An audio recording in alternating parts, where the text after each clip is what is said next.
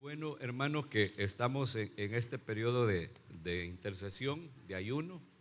Le animo a que se anote con nuestras hermanas para poder ayunar, para poder interceder. Y si no se anota, pues por lo menos hágalo. Por lo menos una vez por semana. Gracias, hermano. Que usted pueda estar ayunando durante este tiempo es necesario. La palabra de Dios dice que un día el Señor les dijo a sus discípulos, hablándoles de algunos requisitos que la Biblia establece para entrar en el reino. Usted sabe que hay requisitos para ver el reino, hay requisitos para entrar en el reino y hay requisitos para heredarlo. O sea, son tres niveles, ¿verdad? Uno puede solo ver el reino, pero después de verlo tiene que procurar entrar en él. Y luego de entrar tiene que procurar heredar. Y cada una de esas cosas tiene requisitos. Entonces, uno de los requisitos que el Señor estableció para entrar en el reino, les dijo a sus discípulos, era superar la justicia de los fariseos, de los escribas y fariseos. Y cuando uno analiza la justicia de los escribas y fariseos, era de aquellas cosas que ellos se jactaban que hacían en su vida justa, según ellos, pues, que vivían delante del Señor. Y una de las cosas que ellos hacían era ayunar 2 veces por semana. Entonces el Señor dice que si no superamos la justicia de los escribas y fariseos, no entraremos en el reino. Entonces, si ellos ayunaban 2 veces por semana, yo creo que nosotros también deberíamos de ayunar, ¿va? Sin olvidar que el ayuno que dice Isaías 58 que Dios escogió es uno que consiste no en dejar de comer, sino en comer, pero partiendo el pan con el hambriento, entre muchas otras cosas, porque no es solo eso, ¿verdad? No es solo eso, el ayuno de Isaías 58. Pero eso no quiere decir que está descartado, como algunos piensan, el ayuno literal, porque el ayuno de Isaías 58 es un ayuno de forma espiritual. El ayuno literal no está descartado, porque la Biblia dice que, por ejemplo, cuando enviaron a Pablo y a Bernabé por primera vez, ¿verdad?, que los enviaron a predicar, dice que lo hicieron después de haber ayunado y orado, ¿verdad? Entonces no está descartado el ayuno literal, como algunos piensan. Algunos dicen que no, que solo el ayuno de Isaías 58. Pero lo que sí yo pienso es que si uno no procura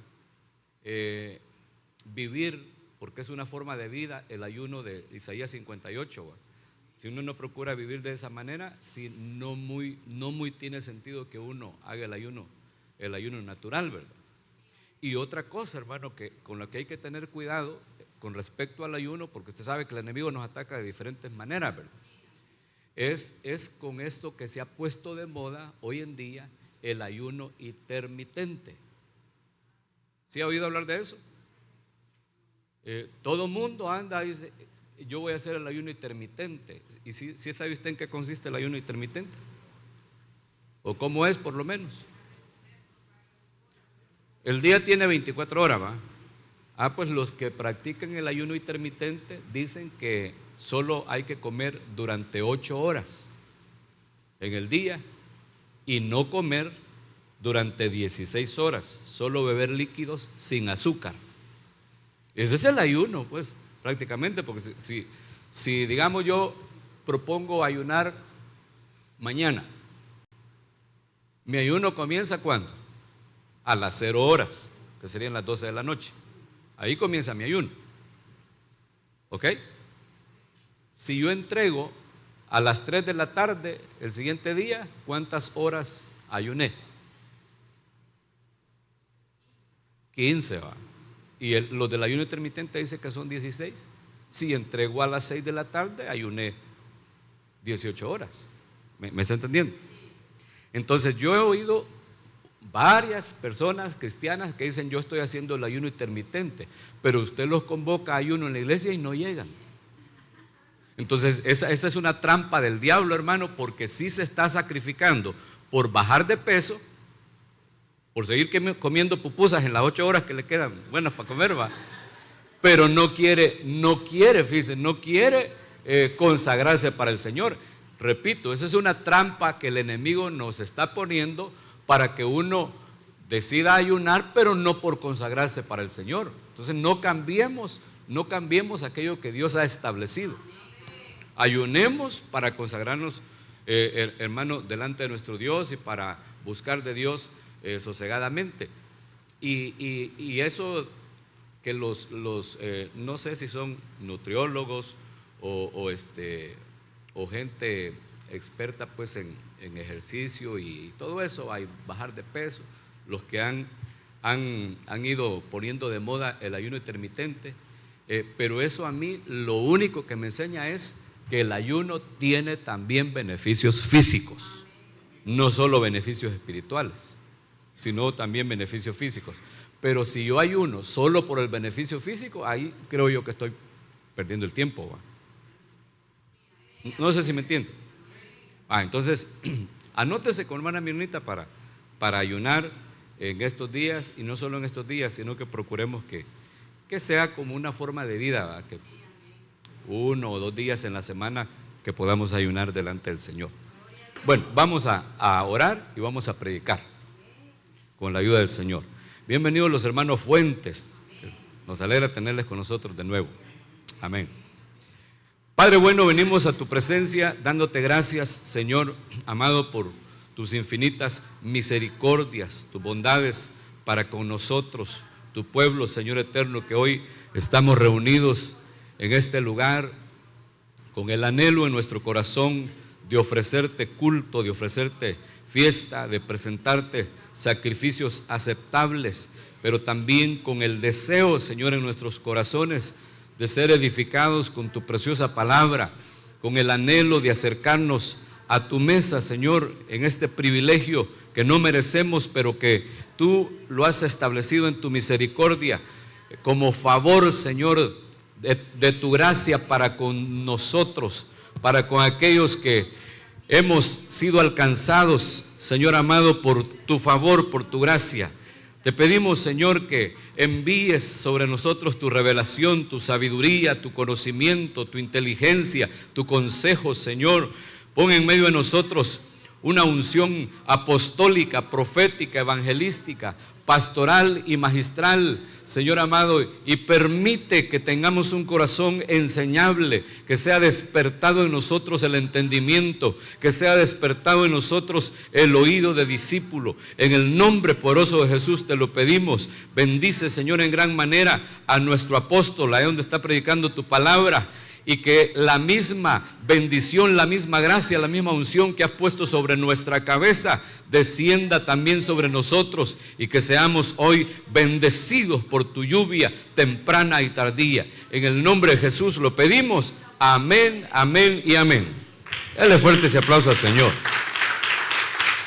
Gloria a Dios, gloria a Dios.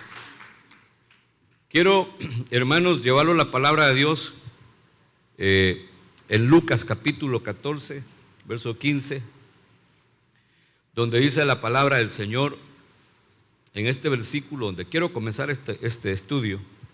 Oyendo esto, uno de los que estaban sentados con él, es decir, con Jesús, a la mesa, le dijo: bienaventurado el que coma pan en el reino de Dios. Mire qué bonito lo que dice ahí, lo que está subrayado. Bueno, toda la palabra de Dios es hermosa, ¿verdad? Pero este hombre le dijo a Jesús: bienaventurado el que coma pan en el reino de Dios. Y note que no lo dice en presente, sino que lo dice, ¿cuál sería esa forma de ese verbo? Futuro, el que coma pan. No dice el que come pan, sino el que coma pan en el reino de Dios, porque ahí estaba hablando de todos los tiempos, ¿verdad, hermano? De todas las generaciones que íbamos a tener ese privilegio de comer pan en el reino de Dios. En el contexto, si usted lo lee, el Señor ha sido invitado a una cena, ¿verdad? Y ahí está aconsejando al que lo invitó, y le dice: cuando hagas comida, no invites a tus amigos, no invites a tus parientes, no invites a tus vecinos ricos, no va a decir que ellos de repente también te vuelvan a invitar y seas recompensado.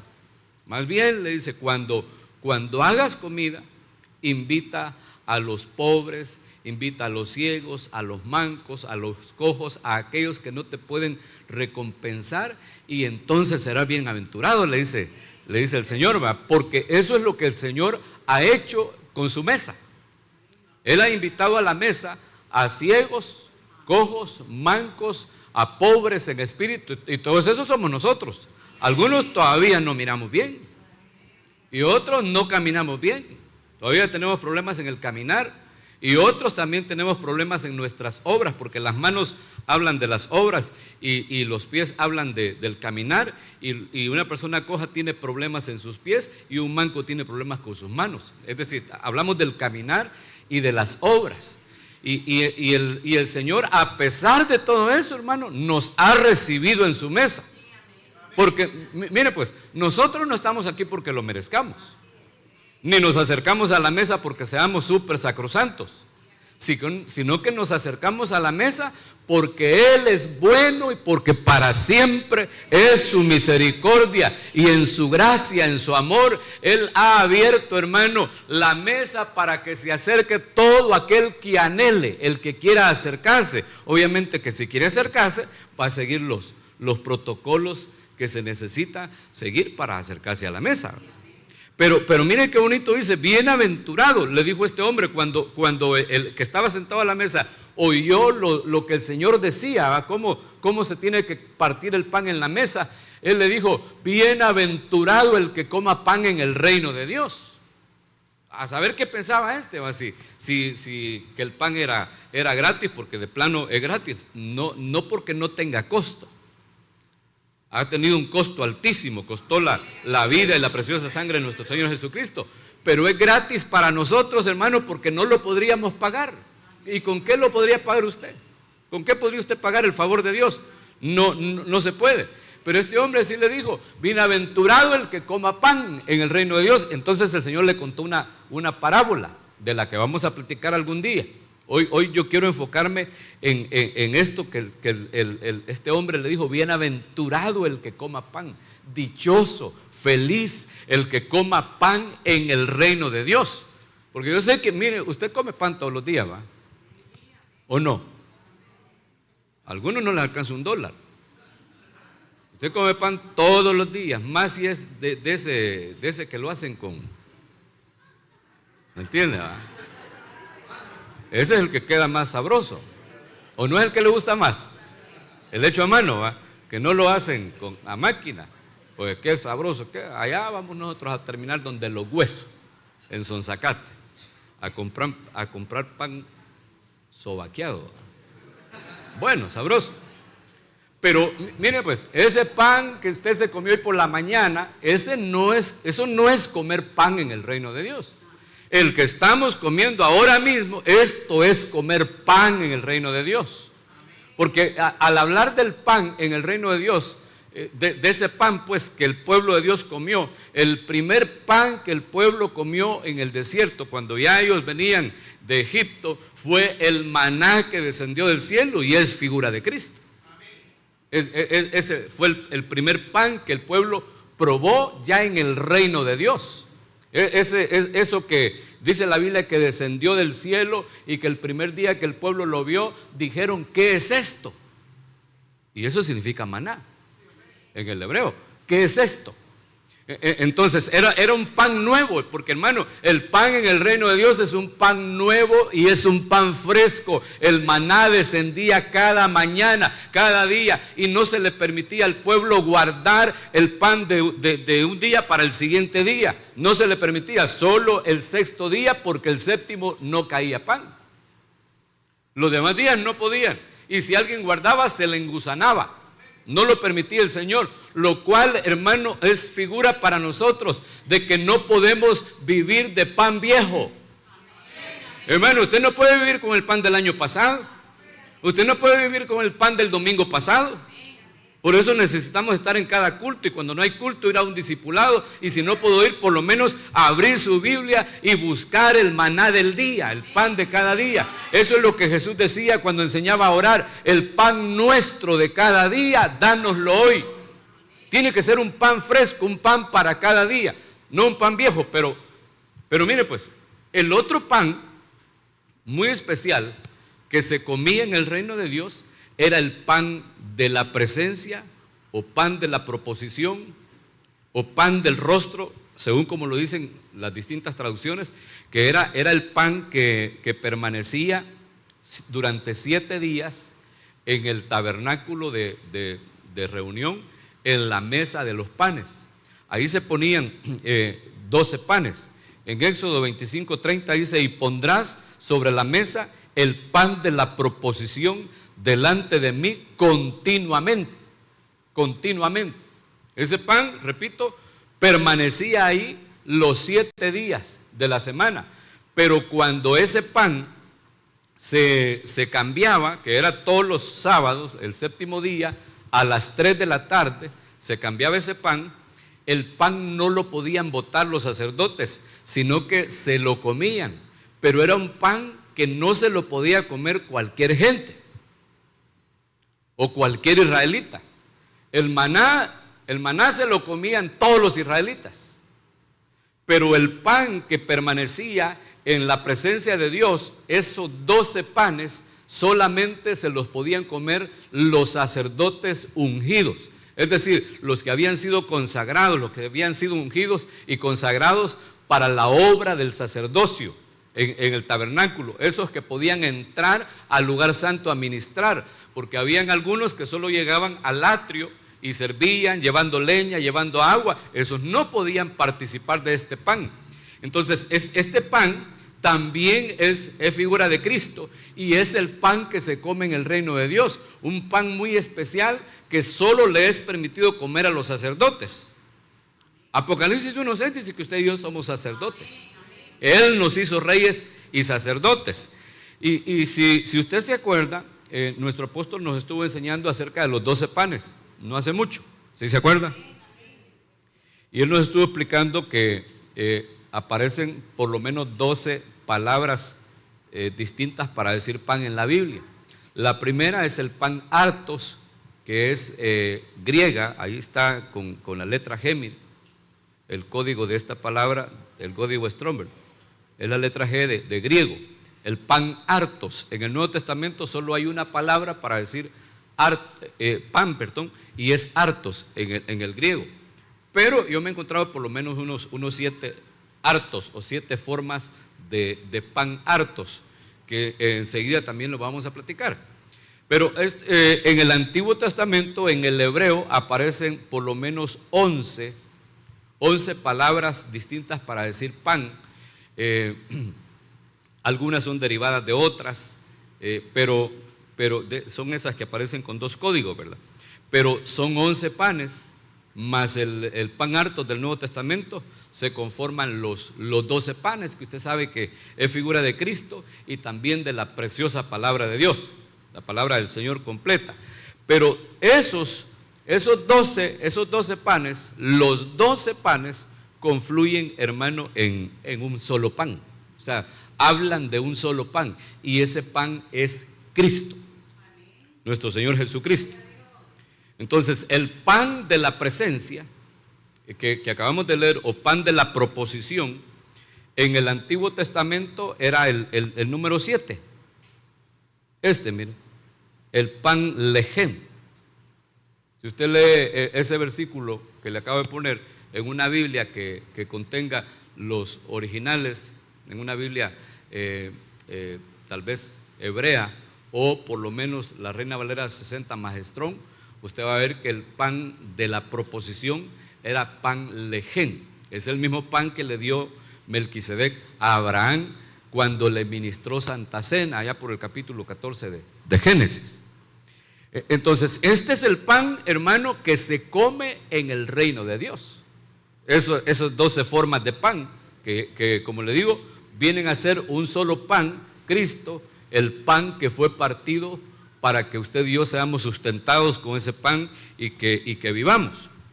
Ese pan de la proposición que le mencionaba es el pan también que se le dio a David. ¿Sí se acuerda usted que hubo un momento en el que David comió el pan de la proposición? ¿O no se acuerda? ¿Os acordáis o no os acordáis?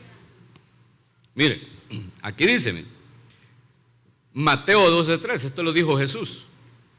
Pero él les dijo: ¿no habéis leído lo que hizo David cuando él y los que con él estaban tuvieron hambre?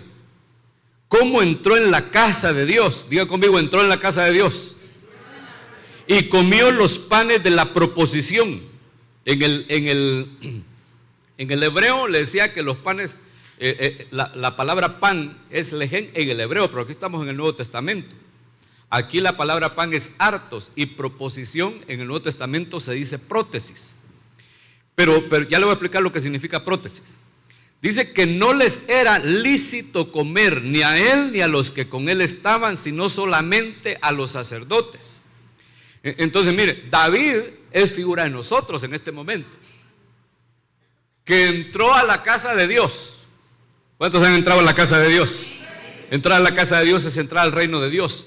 Y al entrar a la casa de Dios se le dio a comer un pan muy especial que no le era lícito comer ni a él ni a sus hombres, pero se lo dieron. De igual manera, usted y yo comemos el pan de la mesa del Señor, que es la mesa de la presencia, la mesa de la proposición, la mesa de la prótesis, hermano, y a nosotros no nos es lícito comerlo, pero Él ha decidido dárnoslo. ¿Sí me está entendiendo? Por eso, hermano, es que, mire, qué lamentable que hay algunas congregaciones que como le cierran la puerta a las ovejas para acercarse a la mesa.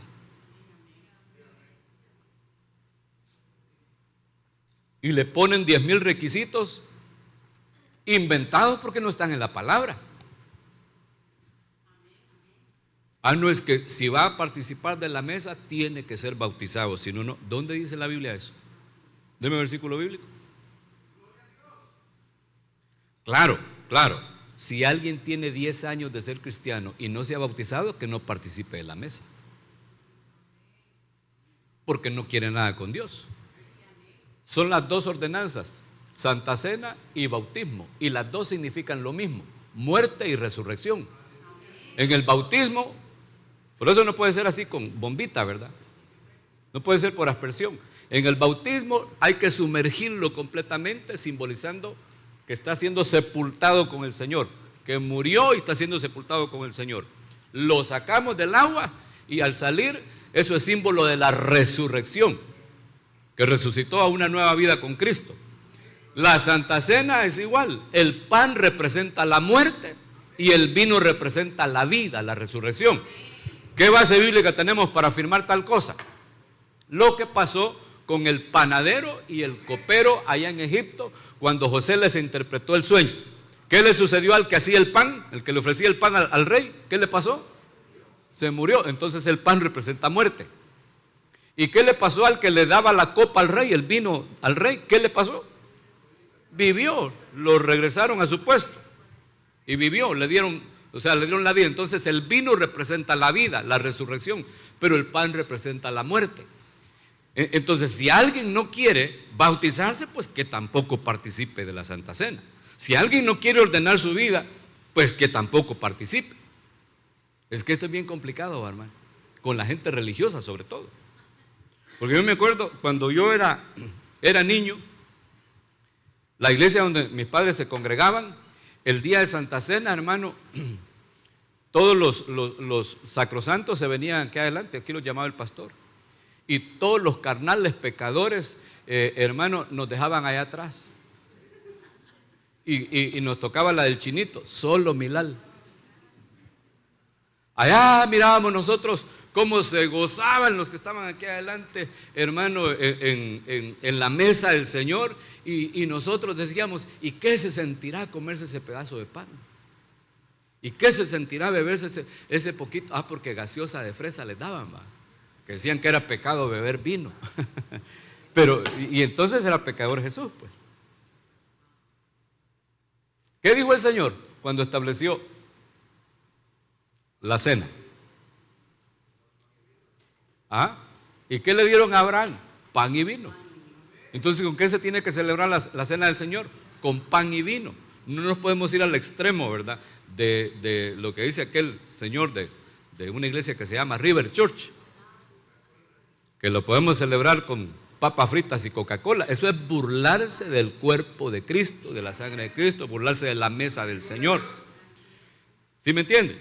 Claro que no nos vamos a ir al extremo también de decir tiene que ser vino y casillero del diablo. Tampoco, va, hermano. No renunciamos en el nombre de Jesús. Puede ser jugo de uvas. El punto es que los legalistas y religiosos han hecho, hermano, un montón de dogmas y de hombres y que han dejado afuera a un montón de gente de todas las bendiciones de la mesa. ¿Sí me está entendiendo? Hermano, si nadie es digno, a nadie le es lícito. Ahí dice que ni David ni sus hombres, a ninguno de ellos les era lícito acercarse a comer ese pan, que aquí se menciona como el pan de la prótesis. Fíjense que esa palabra prótesis significa plan. O sea, es el pan del plan que Dios tiene o que Dios tenía para salvarnos, para restaurarnos, para limpiarnos, para sacarnos de esta tierra, no para el infierno, sino para los cielos. Es el plan, es el propósito, es el pan del propósito de Dios. Es el plan que Él tiene con un propósito bien definido y es a través de ese pan, hermano, que uno lo puede alcanzar. Y si le negamos el acceso a una persona, entonces le estamos negando el acceso al plan de Dios, al propósito de Dios. ¿Sí me entiende? Ahora, tampoco le vamos a obligar. Esto no es obligación, hermano. Si usted no quiere participar, no participe. No participe. Nadie lo va a juzgar por eso. No participe. Ahora, si va a participar, tenga cuidado. Hágalo con cuidado. De eso es lo que yo quiero platicarle hoy. Ya le voy a dar el tema, no se preocupe, ya se lo voy a dar. Me quedan todavía 29 minutos, dice ahí. Entonces, también dice que significa determinación, porque es el pan con el que Dios determinó salvarnos a nosotros. Intento también significa, o sea, es el pan de la intención de Dios, pues. O sea, Dios nos da ese pan con una intención y el intento de Él es restaurar nuestras vidas. O sea, la Santa Cena no es para gente perfecta. Es para aquellos que necesitamos alcanzar ese estado algún día, llegar a ser perfectos. Pero si no participamos de ese pan, ¿cómo vamos a llegar? Entonces dice que David y sus hombres participaron de ese pan. Pero aquí todavía necesito decirle algo más. Para poder participar de ese pan, ¿a dónde dice que llegaron, hermano? Aquí miren, dice que entró en la casa de Dios. O sea, lo primero que uno tiene que hacer para poder participar de la mesa del Señor es entrar en su casa, entrar en su reino. ¿Cómo entra uno? Por esa puerta, me va a decir usted, ¿va? No estamos hablando de esta casa. Estamos hablando espiritualmente. ¿Cuál es la puerta para entrar al reino de Dios? ¿Cuál es la puerta para entrar al tabernáculo? Es Cristo. Cristo, Él dijo, yo soy la puerta, y el que por mí entrare, entrará y saldrá a otra dimensión donde hallará pastos verdes, donde va a ser restaurado, donde hallará una vida en abundancia. Él es la puerta. Entonces, para entrar a la casa, lo que necesitamos es aceptar a Cristo.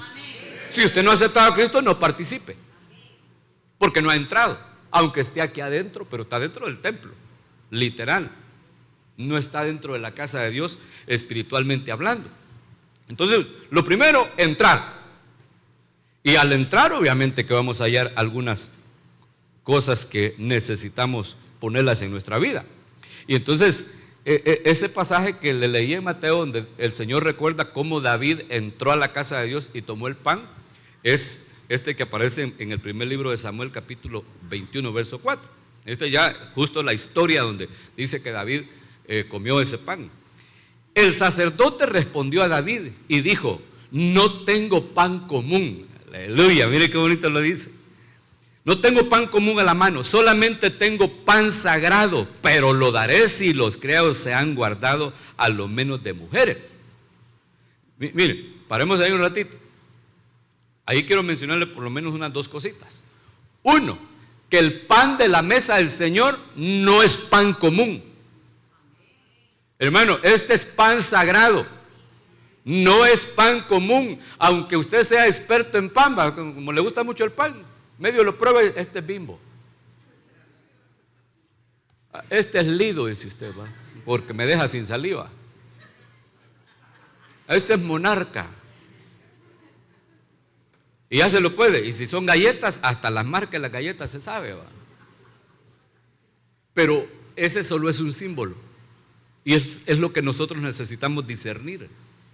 Y al participar de la mesa del Señor, no participar de la mesa del Señor como que usted está comiendo en su casa, porque así lo hacían los de la iglesia de Corintios, capítulo 11, y el apóstol Pablo los tuvo que corregir.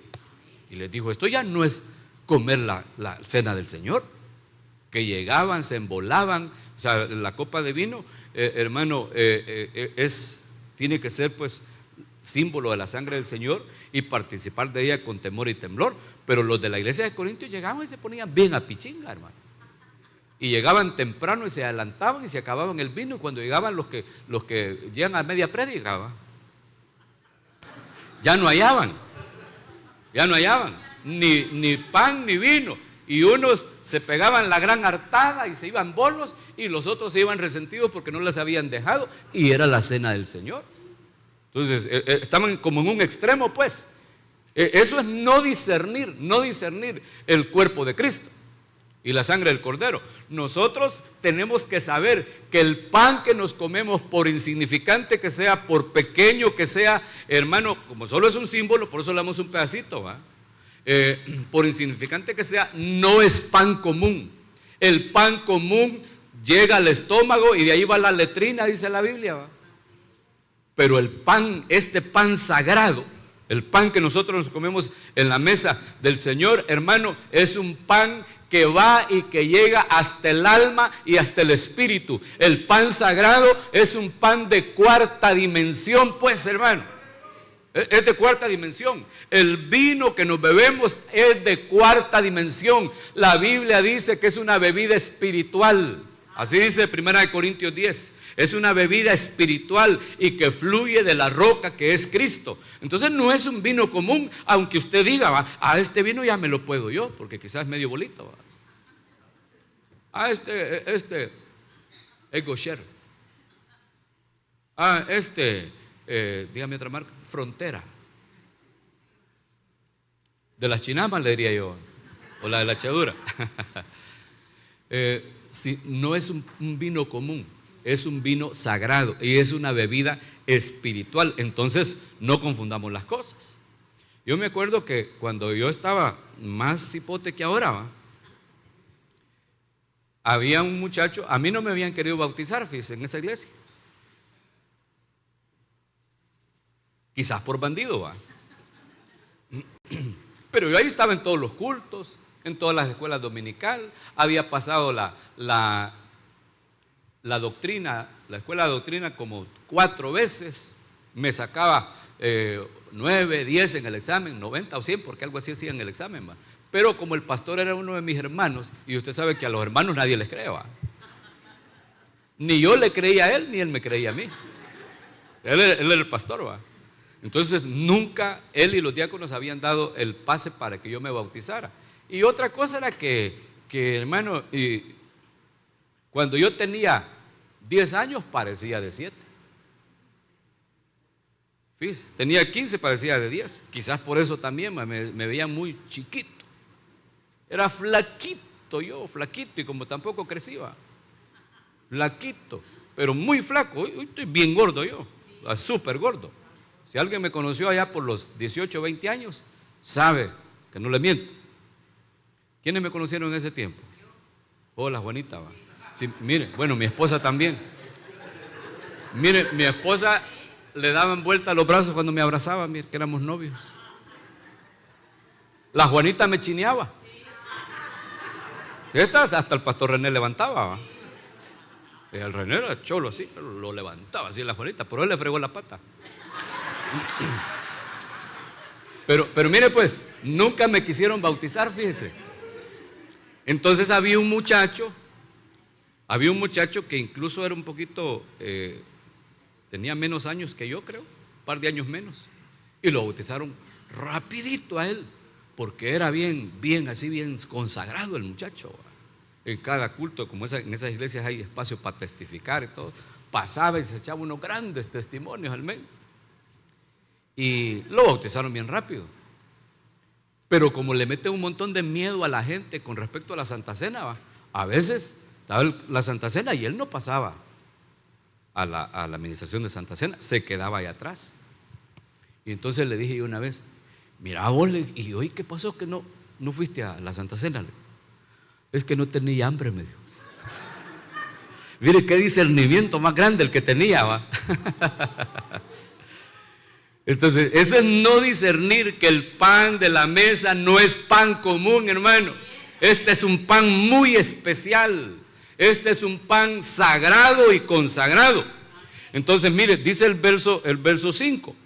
Y David respondió al sacerdote y le dijo, en verdad las mujeres han estado lejos de nosotros ayer y anteayer, 3 días. ¿Va? Cuando yo salí ya los vasos de los jóvenes eran santos, aunque el viaje es profano. ¿Cuánto más no serán hoy sus vasos, verdad?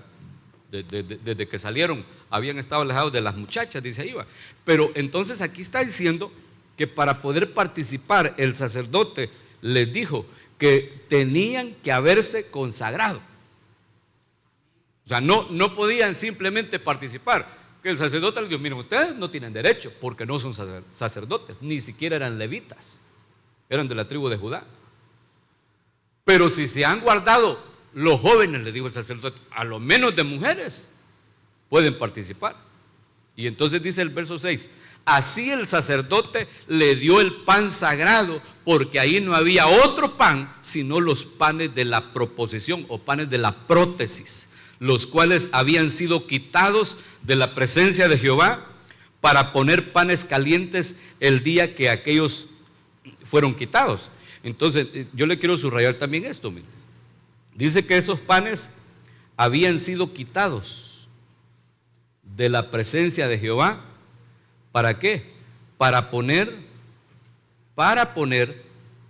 panes calientes, o pan fresco, o pan nuevo. Y entonces, mire pues, eso también es figura de Cristo. Le decía yo hace unos minutos que el pan se cambiaba el día sábado a las 3 de la tarde. Todos los séptimos días, a las 3 de la tarde, se hacía el cambio de sacerdocio, los sacerdotes que estaban de turno, ¿verdad? Se hacía el cambio de guardia, los que estaban guardando el tabernáculo, se hacía el cambio de servidores en el atrio y se hacía también el cambio del pan, se cambiaba el pan. O sea, Hebreos dice que cambiado el sacerdocio también era necesario un cambio de ley. Y está refiriéndose al sacrificio expiatorio de Cristo. Cuando Cristo murió en la cruz del Calvario, Él cambió la dispensación. Él le dio paso a una nueva dispensación. Por eso es que Él, en eso que la gente le llama la última cena, que usted sabe que no fue la última cena, así le llaman, hermano. Hasta un cuadro hay que así se llama, la última cena. No, la última cena es ese veneno que le dan a las ratas, ¿verdad? Y que le puede dar a su mujer también si no se porta bien. El Señor no celebró la última cena, celebró la última Pascua, porque ellos se juntaron para celebrar la Pascua. Pero ahí también el Señor les ministró, al final les ministró Santa Cena, y ahí estableció el Señor esta ordenanza. Entonces, esa noche, antes de que el Señor fuera a la cruz, Él celebró la última Pascua y la primera Santa Cena, dando a entender que se terminaba un pacto y comenzaba uno nuevo. dando a entender que se terminaba una dispensación y comenzaba una nueva. Se terminaba la dispensación de la ley y comenzaba la dispensación de la gracia, a través del pacto que Él estaba estableciendo en su sangre. Entonces, se cambió el pacto y también se cambió el pan. Por eso es que en el Nuevo Testamento solo aparece la palabra hartos. Y ese es el pan nuevo para el nuevo pacto, el pan que se come en el reino de Dios. Entonces los sacerdotes cambiaban ese pan y se lo comían. Y entonces ponían un pan nuevo. Pues sepa usted que el pan nuevo que se come en el reino de Dios es Cristo. Cristo mismo, que fue cambiado a las 3 de la tarde del día sábado. Por eso entendemos. Esa es una de las razones, pues hay muchas, pero esa es una de las razones para entender que Jesús no resucitó día domingo. Él resucitó día sábado y tuvo que haber sido a las 3 de la tarde. ¿Por qué? Primero porque a las 3 de la tarde era el cambio de guardia, el cambio de sacerdocio, y Él vino a cambiar el sacerdocio. El cambio del pan, el cambio de todo en el tabernáculo. Pero segundo porque Él murió, dice la Biblia, a las 3 de la tarde. ¿O no dice así? ¿Ah? Sí, y no día viernes. Y oí que me dijo, y no viene. Y no fue día viernes. ¿Por qué? Porque Él dijo, cuando le pidieron una señal, Él dijo que a esa generación no se le daría señal, sino la del profeta Jonás. Que así como estuvo Jonás en el vientre del pez, ¿cuántos días? 3 días y 3 noches. Entonces estamos hablando de 72 horas. Porque un día y una noche, 24 horas. 3 días y 3 noches, así dijo que iba a estar el Hijo del Hombre, es decir, Jesús, en el vientre de la tierra, en el centro de la tierra. 3 días y 3 noches. Entonces, la tradición enseña que murió viernes y que resucitó domingo en la mañana. Están más perdidos que un piojo en una peluca, hermano. ¿Por qué? Porque si resucitó en la mañana del domingo, contemos 24 horas hacia atrás. Sábado en la mañana, un día. Otras 24 horas hacia atrás, viernes en la mañana, 2 días. Otras 24 horas hacia atrás, jueves en la mañana. Y dicen que murió viernes. Ahora, la Biblia no dice que Él haya resucitado día domingo. Lo que dice es que las mujeres fueron al sepulcro el primer día de la mañana muy temprano. ¿Por qué fueron el primer día? Porque el séptimo no podían ir, era sabbat. No podían ir. Pero eso no quiere decir que Él resucitó domingo. Cuando ellas llegaron en la mañana del día domingo, del primer día de la semana, dice que ya no estaba en la tumba. Ya no lo hallaron, ya había resucitado. ¿Ok? Entonces Él había resucitado el día sábado, a las 3 de la tarde. ¿Por qué? ¿Por qué murió a las 3 de la tarde? Día miércoles. Así dice la Biblia, a la mitad de la semana. Pero bueno, ese es otro tema, hermano. Ese es otro tema. Déjeme seguir aquí, no me interrumpa en el tema, por favor. Entonces, mire, dice que les dio el pan sagrado, los panes de la preposición que habían sido quitados ese día. Les dio el pan sagrado. Ese es el pan que usted y yo comemos en este lugar. Porque yo recibí, dice Pablo, 1 Corintios, ese es el mismo pan, que el Señor, lo que también os he enseñado, que el Señor Jesús, la noche que fue entregado, tomó pan y habiendo dado gracias, lo partió y dijo: tomad, comed, esto es mi cuerpo que por vosotros es partido, haced esto en memoria de mí. Gloria a Dios. Entonces, mire pues, hermano, le puse ese versículo solo para decirle que el pan es Cristo. El pan es Cristo. Todos esos 12 panes que le mostraba es Cristo. Ahora, ¿cómo dice la Biblia que participó David de ese pan? Verso 4, ¿cómo dice?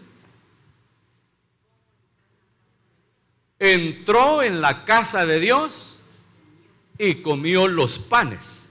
Entonces, mire, aquí le pongo un plano de la casa de Dios, del tabernáculo. Mire pues, aquí está la única puerta que tenía el tabernáculo para poder entrar al atrio. Después estaba la puerta del lugar santo para poder entrar. Los sacerdotes llegaban hasta acá. Los servidores levitas solo servían aquí. Y aquí entraba el sumo sacerdote una vez al año, usted sabe, ¿verdad? Entonces, al entrar al tabernáculo, esta puerta quedaba hacia el oriente, y entonces la Biblia dice que el candelabro lo tenían que poner hacia el sur y la mesa hacia el norte. Por eso entendemos que estaba a la derecha la mesa y a la izquierda el candelabro. Al fondo estaba el altar de oro, el altar del incienso. Este era un altar de bronce. El altar del holocausto, el altar del sacrificio, y este también era un altar de bronce que era la fuente donde los sacerdotes se lavaban. Pero mire dónde está la mesa. ¿Y cómo dice que pasó con David cuando comió del pan? Dice que entró en la casa de Dios. Entró, diga conmigo, entró en la casa de Dios. Y entonces le dieron el pan sagrado. Este pan, aquí le he puesto yo, no voy a pensar que son rimeros de tortilla, ¿verdad? Son 6 panes y 6 panes, 6 a cada lado. Y usted sabe que 6 aquí y 6 aquí, ahí está el 66, que son los 66 libros de la palabra de Dios. Es figura de eso el pan.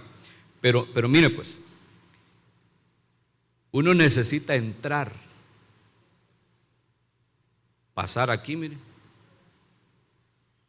para poder acercarse a la mesa, usted seguir todo este protocolo. Uno no puede recibir la administración de la mesa sin la administración del altar de bronce, la fuente de bronce, y por lo menos la del candelero que estaba enfrente, ¿ve? Después estaba el altar del incienso. Entonces, mire pues, el tema que yo le quiero platicar es este: las ministraciones previas a la mesa. Pero aquellos dicen que solo me quedan 10 minutos, mire.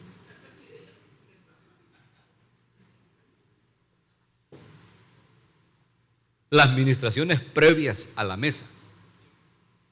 Porque usted va a ser bienaventurado comiendo pan en el reino de Dios, si se acerca a la mesa adecuadamente. Si no nos acercamos adecuadamente, no vamos a ser bienaventurados. Para acercarnos adecuadamente a la mesa necesitamos entrar. Es lo que le estaba diciendo hace un momento. Entrar. Para entrar hay que pasar por esta puerta. Esta puerta se llama Señor Jesucristo.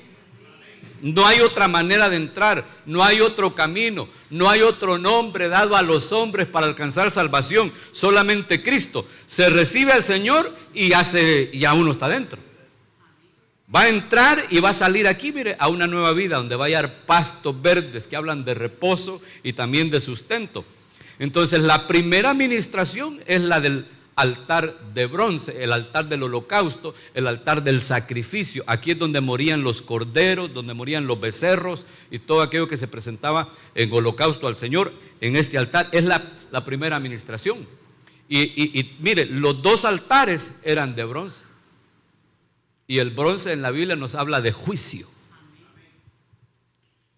Tremendo, fíjese. Déjeme ponerle algunas cositas que la palabra de Dios dice, pues, porque, por ejemplo, en 1 Corintios dice así, 11:23, el versículo que le leí hace un momento: porque yo recibí del Señor lo que también os he enseñado, que el Señor Jesús, la noche que fue entregado, tomó pan hartos, y habiendo dado gracias, lo partió y dijo: tomad, comed, esto es mi cuerpo, que por vosotros es partido. Y luego, ¿qué dice lo que está en amarillo? Haced esto en memoria de mí. Lo mismo dice en el siguiente versículo cuando habla de la copa. Asimismo tomó también la copa después de haber cenado, diciendo: esta copa es el nuevo pacto en mi sangre, haced esto todas las veces que la bebiereis en memoria de mí. Recordando, conmemorando. Y eso tiene que ver, hermano, con la administración del altar del holocausto, porque aquí recordamos la muerte del Cordero. ¿Sí me está entendiendo? O sea, si yo me voy a acercar a la mesa, no puedo acercarme sin la administración del altar de bronce, porque aquí yo tengo que conmemorar. Conmemorar es recordar los padecimientos de Jesús, recordar la muerte del Señor, saber que aquí me tocaba estar a mí, mire, siendo no solo degollado, sino quemado en el infierno. También a usted, no se preocupe. Aquí nos tocaba, ¿ve? Por eso el bronce significa juicio. O sea, el juicio que venía sobre nosotros le cayó al cordero que moría aquí, ¿ve? Y ese cordero para nosotros es nuestro Señor Jesucristo. Entonces, al hablar un poquito del altar de bronce, corriendo un poquito, ¿verdad? Tal vez si me atrasan un poquito el cronómetro. Al hablar un poquito del altar de bronce, mira, ahí le puse una foto que me la mandó Moisés por WhatsApp. Ese altar, mire, era de bronce, todo esto, conocido como el altar de bronce en la Biblia y como el altar del holocausto. Y aquí esto estaba ardiendo, tenía una zaranda encima de hierro o de bronce, y abajo estaba el brasero, ¿verdad? Y aquí ponían el cordero para que se quemara cuando lo ofrecían en holocausto. Entonces la Biblia dice: harás también un altar de madera de acacia. Eso habla de la humanidad de Cristo, porque el altar es figura de Cristo, de 5 codos de longitud. Los 5 codos, no, eran 5 tacaños, hermano. Los codos eran una forma de medida o unidad de medida. 5 codos de longitud, 5 codos de anchura. Será cuadrado el altar y su altura de 3 codos. Los 5 codos, acuérdense que el número 5 habla de juicio, pero también habla de la gracia de Dios. Habla de la gracia preciosa del Señor. Y el número 3 habla de la triunidad de Dios. O sea que ahí en ese altar está involucrada la triunidad de Dios: el Padre, el Hijo y el Espíritu Santo. Y la gracia preciosa del Señor manifestada en el sacrificio de Cristo. Y le harás cuernos en sus 4 esquinas. Los cuernos hablan de autoridad, ¿verdad? Los cuernos serán parte del mismo y lo cubrirás de bronce. Mire, el bronce habla de juicio y la madera de acacia habla de la humanidad de Cristo. En su humanidad Él recibió el juicio que usted y yo debimos haber recibido. Entonces dice Levíticos 4 en adelante acerca de lo que pasaba en ese altar, en el altar del holocausto. Traerá el becerro que se iba a ofrendar a la puerta del tabernáculo de reunión delante de Jehová, y pondrá su mano sobre la cabeza del becerro y lo degollará delante de Jehová. Y el sacerdote ungido tomará de la sangre del becerro y la traerá al tabernáculo de reunión.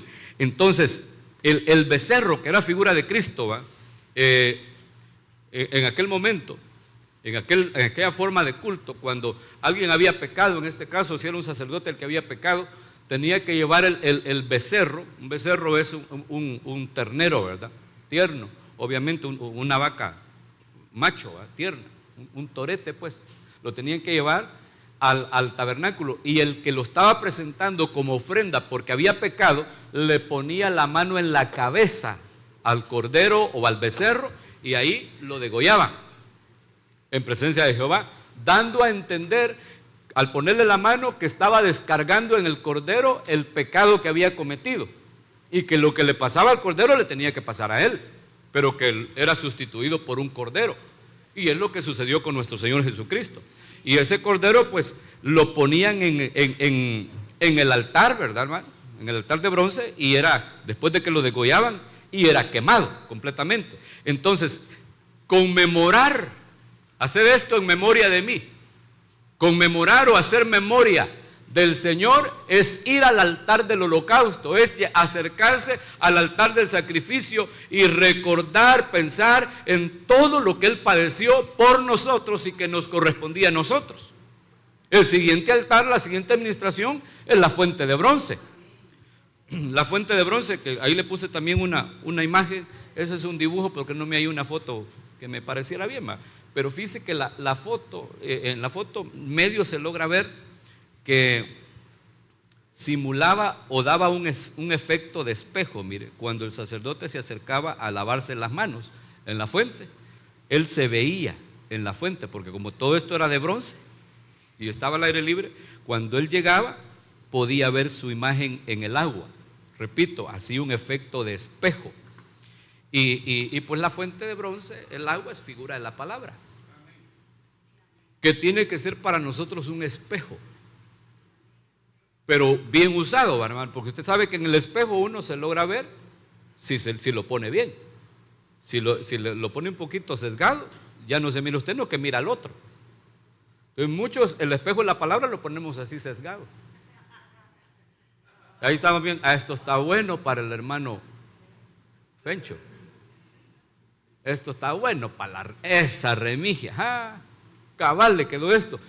Pero no tiene que ponerlo cabal enfrente para que se vea usted, para que diga como el japonés, ahí estoy yo. Así dicen que se dice espejo en japonés. Que se logre ver usted cabal, ¿va? Que si lo pongo así enfrente de mí, me voy a lograr ver. Y al verme me voy a dar cuenta de todas las suciedades, impurezas que pueda tener. ¿Va que usted se ha visto al espejo alguna vez? ¿Qué alguna vez? A cada rato, va. A cada rato se mira. Y ahí se da cuenta de qué. De las imperfecciones, dice el hermano. Imagínense que se levantó y le agarró la tarde porque no oyó las 10 alarmas que puso. Y salió corriendo para el trabajo y se vio en el espejo hasta la hora del almuerzo. Y pegó un grito, ¿va? Hasta ahí se dio cuenta que no se había peinado la hermana, ¿va? Hasta ahí se dio cuenta. Oye, porque los hombres solo ahí les hacemos, ¿va? O las hermanas ahí van bien pistoleadas, ¿va? Al trabajo. Hasta ahí se dio cuenta que llevaba un chele aquí, ¿va? Puro el del chucho. Hasta que se vio en el espejo. O sea, si no se ve en el espejo, no se da cuenta uno de cómo anda, pues. Por eso es necesario, después de conmemorar el sacrificio de Cristo, después de recordar todo lo que Él ha padecido por nosotros, ir a la fuente de bronce para que nos veamos y digamos, todo lo que el Señor ha padecido por mí. Y yo, qué barbaridad. ¿Cómo me porto de mal? Oiga, mejor allá me dicen amén y usted no. Entonces la Biblia dice, para ponerle pie de imprenta pues a lo que le estoy diciendo, harás también una fuente de bronce, y el bronce también es juicio. Solo que en el altar de bronce, el altar del holocausto, el juicio caía sobre el cordero. En la fuente de bronce, como es un espejo, ¿verdad? Ahí es un autojuicio, es el que se hace en la Santa Cena. Es un autojuicio, es para que uno se juzgue a sí mismo, ¿va? Que se lleve a cabo un juicio de sí mismo.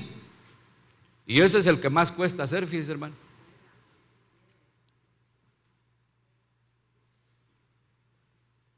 Si al otro es bien fácil lo juzga uno y le pasa el tren y le deja caer todo el peso de la ley, lo manda al infierno, lo quema y al lago de fuego. Pero a uno mismo no. ¿Sabe por qué? Porque usted se tiene mucho amor propio. Oiga, y Salco, ¿cómo dice amén? Usted se tiene mucho amor propio. Y mire, pues cuando hay mucho amor propio, es bien difícil hacerse un autojuicio así como debe de ser. ¿Por qué cree que no permiten que un juez juzgue a un familiar? ¿Está bien? No lo permite. Ni que un abogado defienda a un familiar. ¿Por qué? ¿Ah? Porque, no va a ser imparcial. ¿Por qué? Porque quiere a su familiar, obviamente. Imagínense usted que yo soy juez. Aquí va. Y me traen aquí como este no viene al culto muy seguido, lo voy a poner de ejemplo. Me traen aquí a René, acusado de un gran delito. Y yo que soy el juez, soy amigo de él. Y lo quiero mucho. Y entonces yo como juez ya investigué y sé que aquel cometió el delito. Pero como lo quiero mucho, le pongo un montón de atenuantes. Y comienzo a justificarlo. No, es que lo que pasa es que, mire, lo agarraron de esta manera, él lo hizo en defensa propia, es que lo que pasa es que a aquel le sucedió esto y que lo otro, y comienzo a justificarlo sabiendo que él hizo mal. Pero bueno, me traen al papá y con él no nos llevamos bien, ni lo conozco. No es así, no es así, hermano Carlos. Y entonces de él ni sé si es cierto lo que dicen los acusadores, si cometió o no cometió el delito, pero como hay que cumplir, le dejo caer todo el peso de la ley. ¿Sí me entiende? Por eso es que usted sabe que en los tribunales se aplica la ley, pero no se administra justicia. O sea, a veces la ley se aplica, pero no se administra justicia.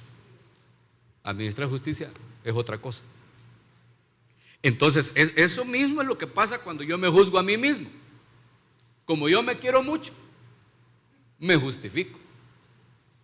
Y digo, no, lo que pasa es que, pues sí, usted sabe que la carne es débil. Y ocupamos hasta la Biblia para defendernos. La carne es débil y pues sí. No, hermano. Llegar a la fuente de bronce es juzgarse a uno mismo y verse en el espejo de la palabra tal como uno está y reconocerlo delante del Señor, definitivamente. Reconocerlo, porque si no, no va a suceder esto que dice ahí, para lo que servía el agua de la fuente. Cuando entren en el tabernáculo de reunión, los sacerdotes, ¿verdad?, se lavarán con agua para que no mueran. Mire, cuando entren, y esto es antes de llegar a la mesa, se lavarán con agua para que no mueran. Y cuando se acerquen al altar para ministrar, para quemar la ofrenda encendida para Jehová, se lavarán las manos. ¿De qué hablan las manos? De las obras. O sea, usted y yo hacemos cosas que no son tan buenas, están algo chucas. Y hay que lavarlas. ¿Con qué? Con el agua de la palabra. Y se lavarán también los pies, que hablan del caminar, que también nuestro caminar no está tan limpio que se diga.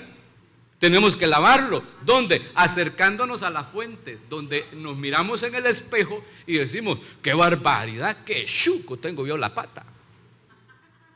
Y no solo porque le llega el olorcito, sino que se la está viendo ahí, que está bien sucio, en el espejo de la palabra. Y entonces dice que eso será para que no mueran. ¿Qué es lo que muere? El espíritu, la vida del espíritu. Y lo tendrán por estatuto perpetuo.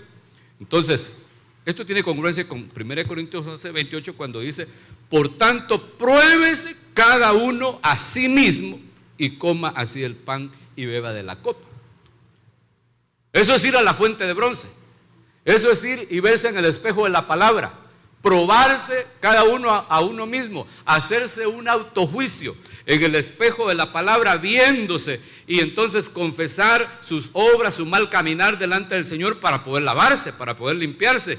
Y entonces comer del pan, porque qué interesante que no dice, pruébese cada uno a sí mismo. Y si siente que no la hace, no participe. ¿Va que no dice eso? Pruébese cada uno a sí mismo y coma así el pan, porque al probarnos bien, hermano, nadie sale al 100. Nadie sale blanco. Todos salimos manchados al probarse a uno mismo, porque yo le he dicho muchas veces que nadie es digno. El único digno es Cristo, nuestro Señor Jesucristo. Y así correndito, el candelero, porque después de pasar por la fuente, ya se entraba al lugar santo. Antes de llegar a la mesa, a la izquierda estaba el candelero de oro. ¿Para qué es un candelero, hermano? Para alumbrar. El propósito era alumbrar el interior del lugar santo. Y la luz nos habla de revelación. La luz a nosotros nos habla definitivamente de discernimiento. Ahí le pongo una foto del candelero, mire. Y esto está de alguna manera homologado, las 7 luces del candelero, con los 7 espíritus que dice Isaías capítulo 11, verso 2, que estaban sobre Cristo. Y yo creo que esos 7 espíritus se necesitan para tener un buen discernimiento. Se necesitan esos 7 espíritus para que nosotros podamos ver claramente el espíritu de conocimiento. Mire, aquí aparece el espíritu de conocimiento, el espíritu de consejo, el espíritu de sabiduría, el espíritu del Señor, el espíritu de entendimiento, otras Biblias dicen de inteligencia, el espíritu de poder y el espíritu de temor de Dios, temor del Señor. Eso lo encontramos en la administración de este tabernáculo. Con esa luz uno va a ver claramente lo que está en la mesa y va a discernir correctamente el cuerpo de Cristo. Aquí en Números 8:2 dice, habla a Aarón y dile, cuando enciendas las lámparas, las 7 lámparas del candelero, alumbrarán hacia adelante del candelero. Y Aarón lo hizo así, encendió hacia la parte anterior del candelero sus lámparas como Jehová lo mandó a Moisés. El propósito era que alumbraran las 7 lámparas, que son los 7 espíritus de Dios, visto de esta manera, que alumbraran todo el lugar santo, porque sin esa luz no podemos discernir adecuadamente lo que vamos a comer en la mesa. Sin esa luz, al fondo, mi hermano, estaba le voy a mostrar otra vez el tabernáculo. Al fondo estaba también el altar del incienso, que es la oración y la adoración. Sin esta luz no podemos adorar adecuadamente, ni vamos a aprender a orar, porque usted sabe que no oramos como debe de ser, dice la Biblia, ¿va? Y sin esta luz no vamos a discernir el pan que está en la mesa. Vamos a pensar que es pan común, este pan que es tan sagrado. Sin esta luz. Entonces, hacer esto en memoria de mí, conmemorando, yendo al altar del sacrificio. Luego, probándose a uno mismo, yendo a la fuente de bronce. Luego, discerniendo el cuerpo de Cristo, yendo al altar de la luz, para luego acercarnos a la mesa, y entonces sí vamos a ser bienaventurados al comer pan en el reino de Dios. Entonces, en 1 Corintios 11:29, hablando siempre del candelero, dice que, porque el que come y bebe indignamente, sin discernir, eso es comer indignamente, ¿va? No discernir, sin discernir el cuerpo del Señor, juicio come y bebe para sí. O sea, el que no va al altar de la luz, el que no busca la revelación de este momento en el que nos acercamos a la mesa, el discernimiento de este momento en el que nos acercamos a la mesa, lo que va a comer es juicio y lo que va a beber es juicio, y vea las consecuencias. En el siguiente verso, en el 30, dice, por lo cual, por participar sin discernir, pues, por participar de la mesa del Señor sin discernir el cuerpo de Cristo, sin ir a la administración del altar de la luz. Dice, por lo cual hay muchos enfermos.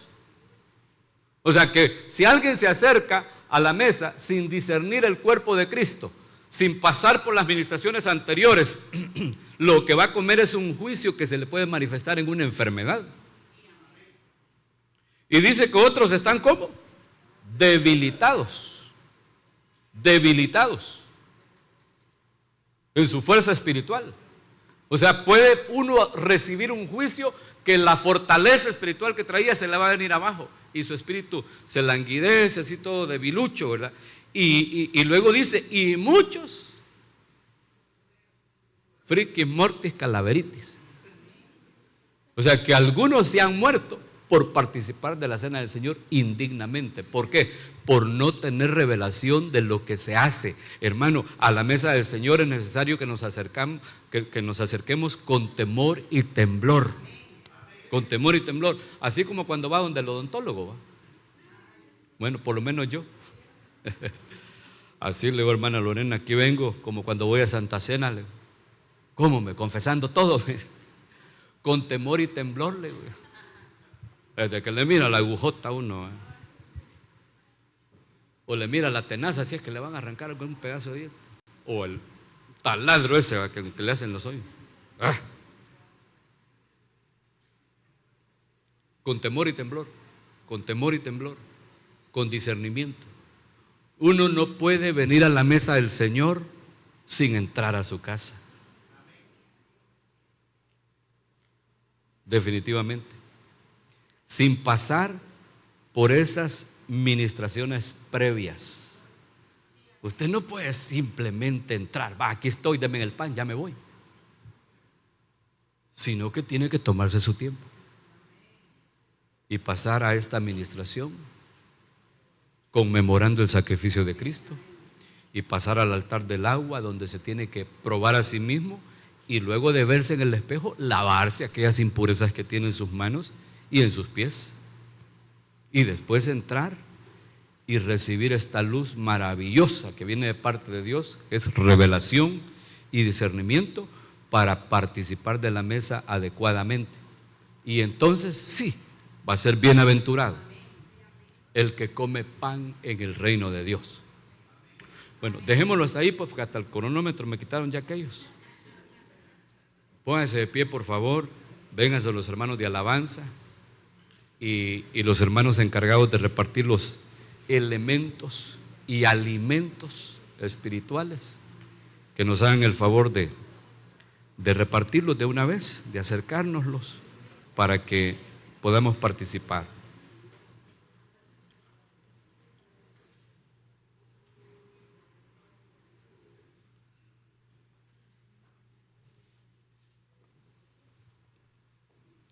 ¿Cuáles son los requisitos para participar de la cena del Señor? 1, haber aceptado a Cristo. Eso es entrar en la casa de Dios. 2, las administraciones previas. Probarse a sí mismo, hacerlo en memoria del Señor, discernir el cuerpo de Cristo. ¿Para qué? Para que no coma y beba juicio, sino que coma y beba bendición. Porque si al participar indignamente muchos se han enfermado, otros se han debilitado y otros hasta se han muerto, si participamos dignamente es lo contrario. Es lo contrario. Si alguno vino enfermo, se va a ir sano. Si participa dignamente. Si alguno se ha estado debilitando su vida espiritual, va a ser fortalecido en su hombre interior. Y si alguno ya se anda muriendo, hasta huele ya, va a recibir vida.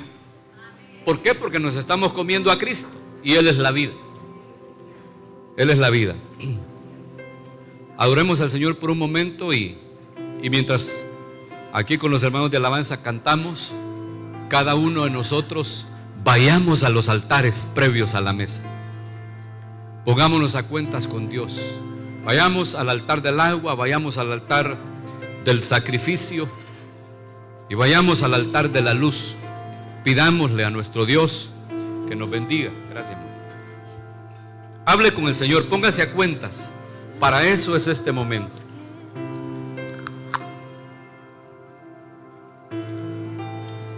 Fueron clavadas por mí, heridas que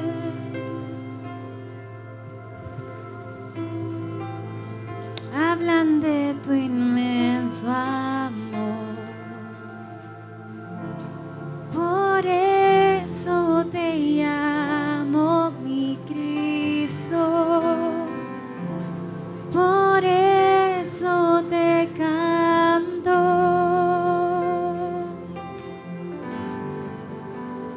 Dios del universo, Salvador eterno, Sí, Señor. Rey de toda la creación, Gracias, Padre bueno, gracias. Redentor divino, Dios a ti me rindo, la gloria te doy. Santo Dios, Santo. gran Habla con el Señor. soberano es. Ponte a cuentas. Lava tus manos, lava tus pies en el agua de la palabra. Lavarnos es reconocer Su Hijo nuestras por faltas, la humanidad. reconocer nuestras iniquidades, nuestras rebeliones Por y confesarlas eso delante del te Señor. Eso es lavar llamo mi las manos y los pies. Cristo. Dale gracias a Dios por su sacrificio. Dale gracias al Cordero de Dios por ofrendar su sangre para salvación nuestra. Ponte a cuentas. El Señor dice: venid luego y estemos a cuentas. Y si tus pecados fueren rojos como el carmesí, yo los haré blancos como la lana. El Señor dice: deje el impío su camino y el hombre inicuo sus pensamientos, y vuélvase a Jehová, el Dios nuestro, el cual tendrá de él misericordia y será amplio en perdonar. Tenemos un Dios grande en misericordia y un Dios que es amplio en perdonar. Acércate confiadamente al trono de la gracia. Acércate confiadamente al trono de la gracia. Ahí vas a alcanzar misericordia y ahí vas a hallar gracia para recibir el socorro oportuno.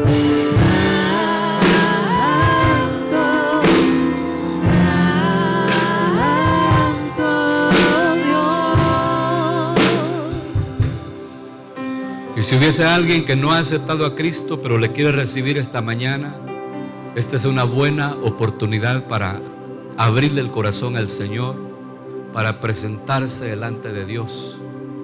Este es un buen momento para que puedas acercarte. Si alguien quiere aceptar a Cristo o reconciliarse con Él, puede hacerlo y después participar.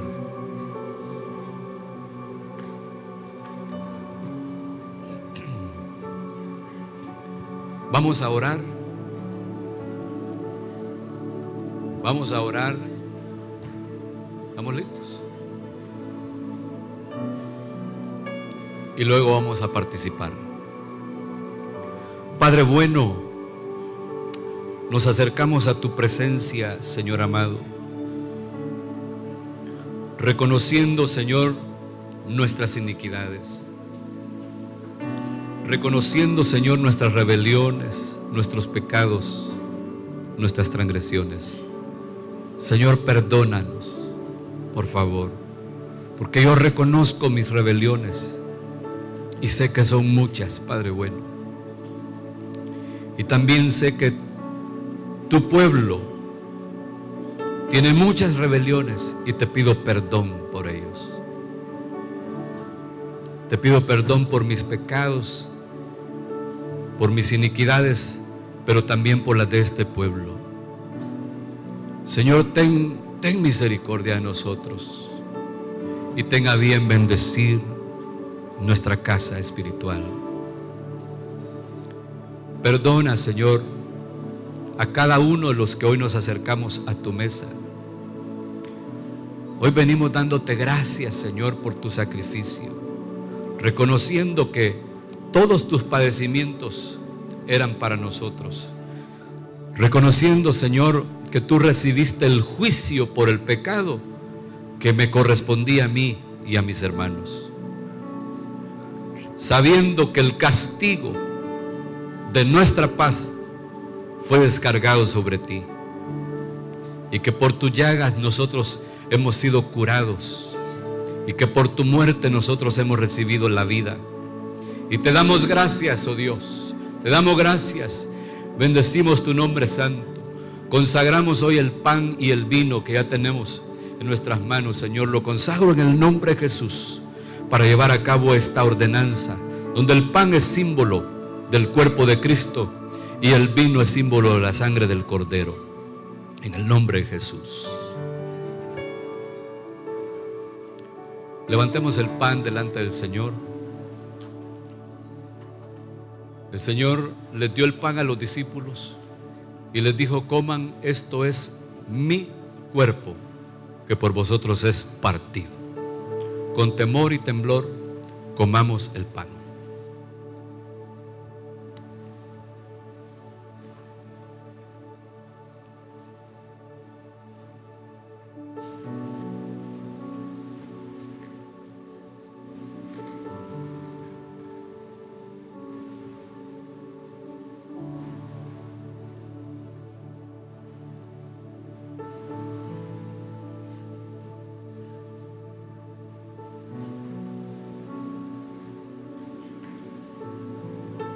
Gracias, Padre bueno, gracias.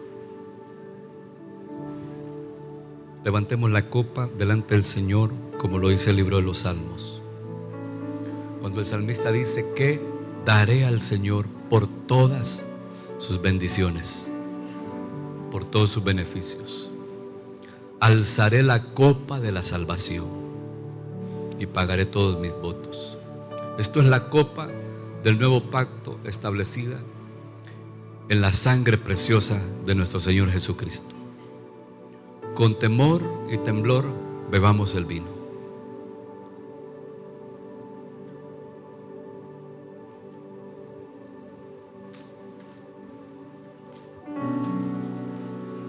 Gracias, Padre bueno, gracias.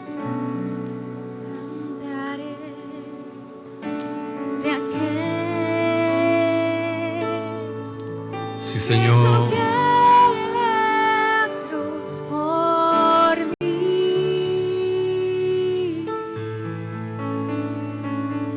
que no escatimó el morir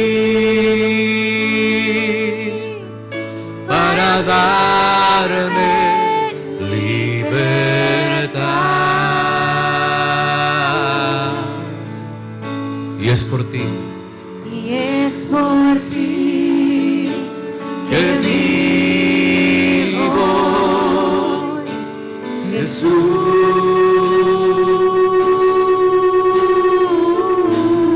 Mis pecados limpiaste, oh Dios. Mis pecados limpiaste, oh Dios, en la cruz.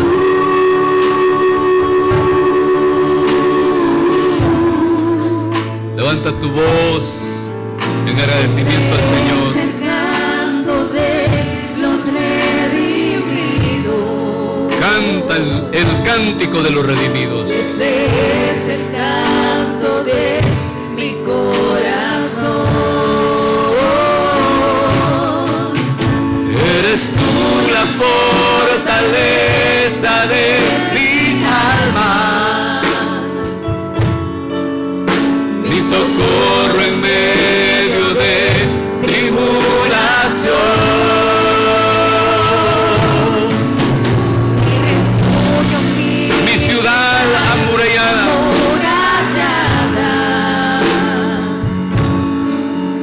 Son tus alas que me dan la protección.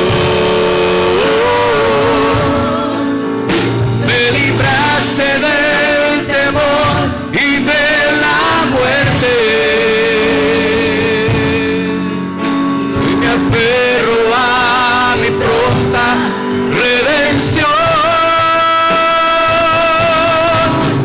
Este es el canto de los redimidos. Este es el canto de mi corazón. Gracias, Señor, por tu sacrificio. Señor Jesús, gracias por tu sangre. Gracias por ofrendarnos tu cuerpo. Gracias por el pan, por ser el pan nuestro de cada día. El pan que sustenta nuestro espíritu.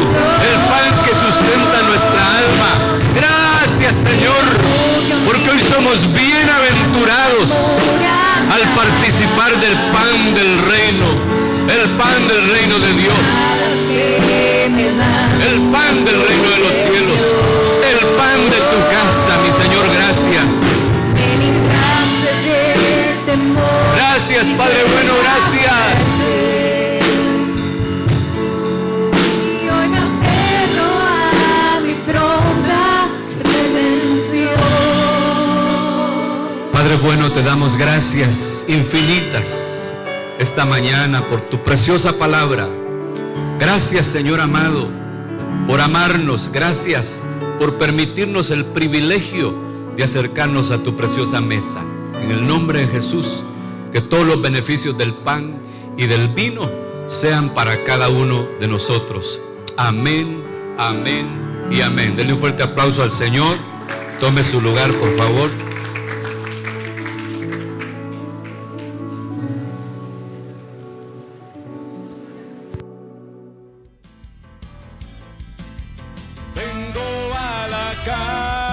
casa del Señor.